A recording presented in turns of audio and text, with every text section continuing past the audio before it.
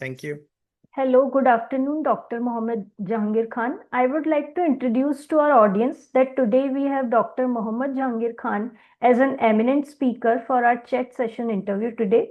So he is affiliated to Namal University, Mianwali, Pakistan. Welcome to the chat session for Eurasia Research. How are you doing today? Well, thank you very much, Eurasia Research, giving me this opportunity, and a very warm good afternoon to all the audience from the platform of Eurasia Research.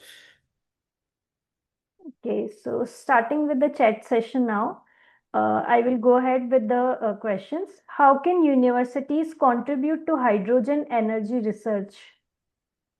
Oh, this is very important question regarding the current scenario of energy crisis in the world. We all are familiar, and I must say we all are experiencing the energy crisis either in the domain of transportation, either in the way of electricity supply or the gas supply in the domestic and industrial usage. So we all are familiar with this current scenario, which is very pertinent in this part of the world, including the India, Pakistan, Bangladesh, and the other countries in the Africa. So we all are dependent, highly dependent on the energy resources.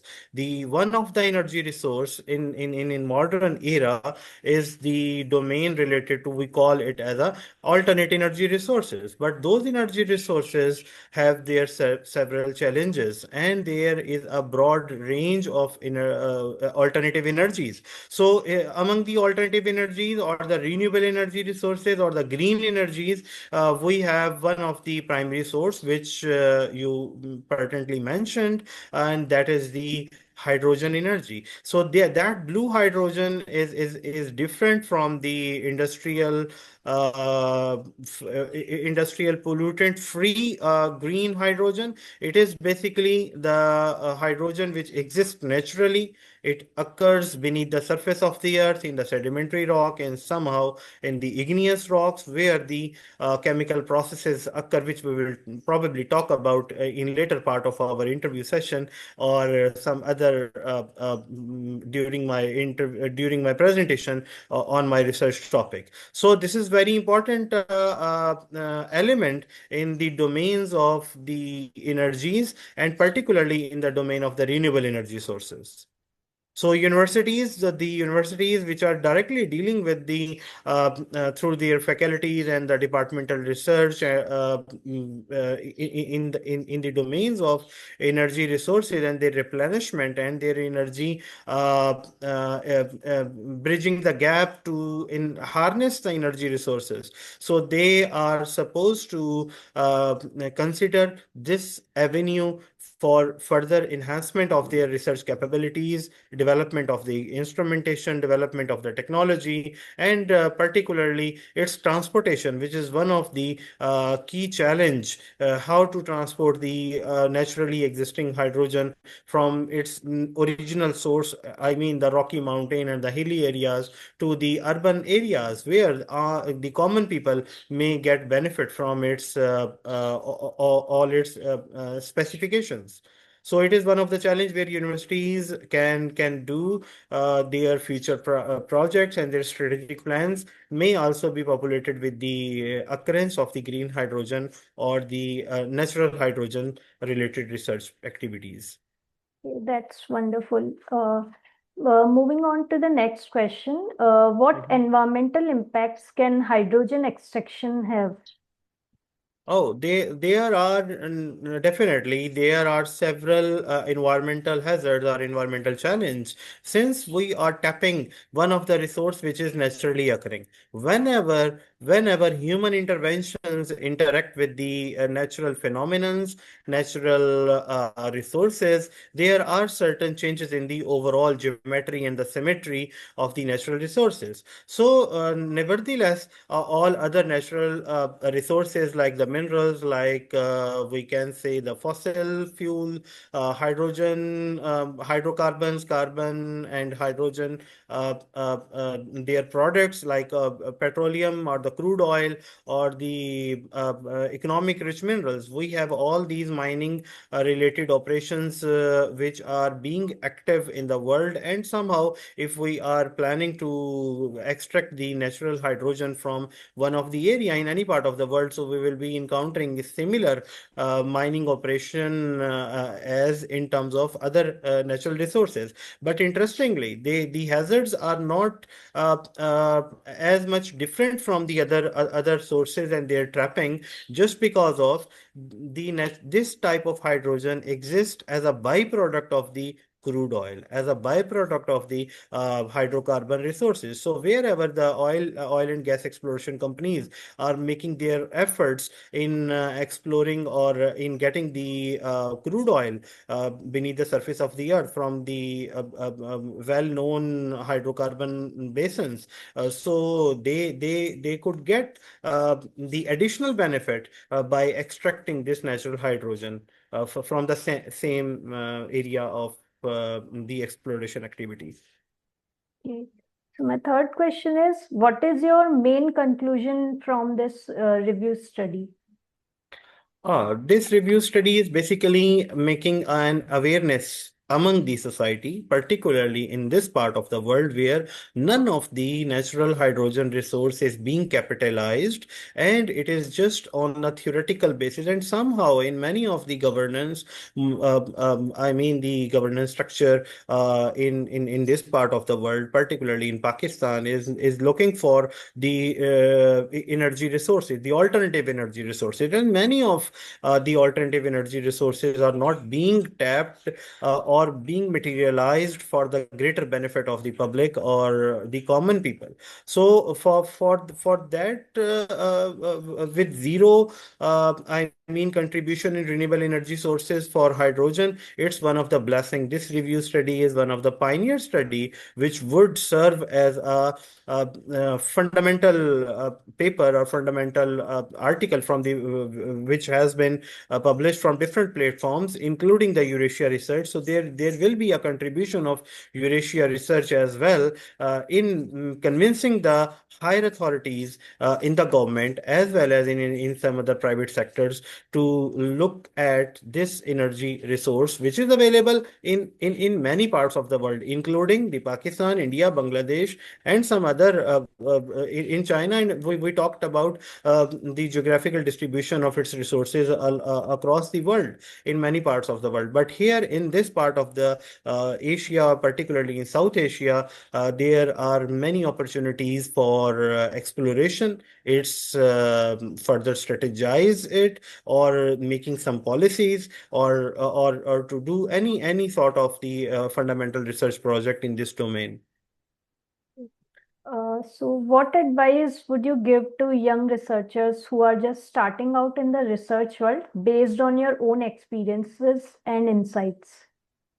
Good.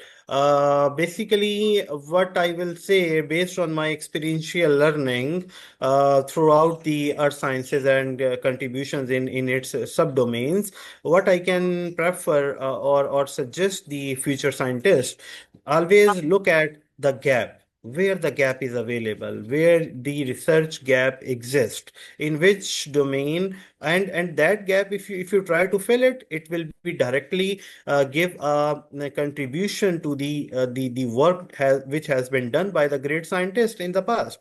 So why the today's researchers are struggling to make their that repute of in comparison with 400 years ago or 500 years ago, the scientists made like the Newton and the Einstein, why they carried their name after several centuries, just because they worked in the domain where the requirement exists, where the gap exists. So very first thing, very fundamental thing is to identify that gap with your own observation, with your reading, with your extensive discussion with the multi dimensional societies or for example, the second thing is which I must highlight. This is the era of integration. We do not rely on one single objective or single identity, but we are supposed to integrate various fundamental parameters and see their outcomes and their impacts and how the societies will be affected positively or otherwise in that domain. And ultimately, you must try to build such a model, present such a case in which the society will be able to accept it essentially or optionally. This is very important. By as a product of your research, there must be something which should be tangible, which is not just like we see in many cases in print media. You might be aware of. There are several research studies conducting in current day. Even we can say in one country, there are hundreds of universities, and every university has hundreds of graduates, hundred of final year project students, and hundred of final year projects mean they are doing their research. But where their research transformed into practical or the industrial practical projects, there are chances are very, very low. And from those very low final products, how many number of Nobel Prizes won by the young researchers, the scientists? But there is a long chain process of thinking, start from the observation till its materialization into some tangible product. But the today's like the we have Eurasia Research, the platform of other similar social media as well as the scholarly platforms. So they must participate and they do not hesitate. Their ideas may be smaller, but they have a big impact in their vision. So we must appreciate, I must appreciate the Eurasia Research for giving the opportunity to such young researchers, young scientists to present their work to and to encourage them. That is very important thing in this part of the world. We are somehow forgotten this basic norm of encouragement. That encouragement give a booster, give an energy to the scientists, and their ideas will flourish in future, and they will become a wonderful contributor in the society ultimately. So science is overall the contribution for the betterment of the society. So scientists are always looking for somehow by their theory, by their practical experiences, by their experiments, by their prototypes, whatever they are doing, ultimately it will be benefiting the society in larger perspective. So those type of the research etiquettes or the research attributes, in if anyone has, he or she will be a successful researcher, and the society or the nature will pay back him or her. That's indeed very wonderful insight that you have shared with us. My last question would be your positive feedback about our conference. This is I have wonderful experience, and I must say, along with me, many of the young researchers and the scientists from all over the world, definitely they enjoyed the platform provided by the Eurasia Research, and the struggle and the efforts made by the entire team, including the convener till the administration, overall the organizing committee. They all did wonderful job in making all such seamless arrangements for all sessions, including the physical as well as the online. So I did contributions through the online medium using the Zoom. So that is one of the need of the time, as well as and bridging the gap between the continents. So the Eurasia Research is I mean one of the great example and the model for the young societies as well, to see the footprints of the Eurasia Research and its successful events from different platforms based on multi-disciplinary research topics and giving their mentorship, giving their evaluation and appraising them with the best speaker awards and best or eminent keynote speaker awards. So these are wonderful things which many of the societies or the platform or the organizations do not have, and they might be thinking about to follow the standards set by the Eurasia Research. So this is one of the greatest opportunity for the researchers, for the for the scientists to contribute in any of the domain which the Eurasia Research provide to them. Thank you so much, sir, for sharing your experiences with us. Thank you for attending this chat session. We are honored to have you, and it will be great to see you at our future conferences as well. Inshallah, indeed, it's my pleasure, and I will try to contribute in any of the domain in conference as well as the other scholarly activities operated by the Eurasia Research. Thank you very Thank, much once again. thank you, sir. Have a great day ahead. Have a great day. Thank you.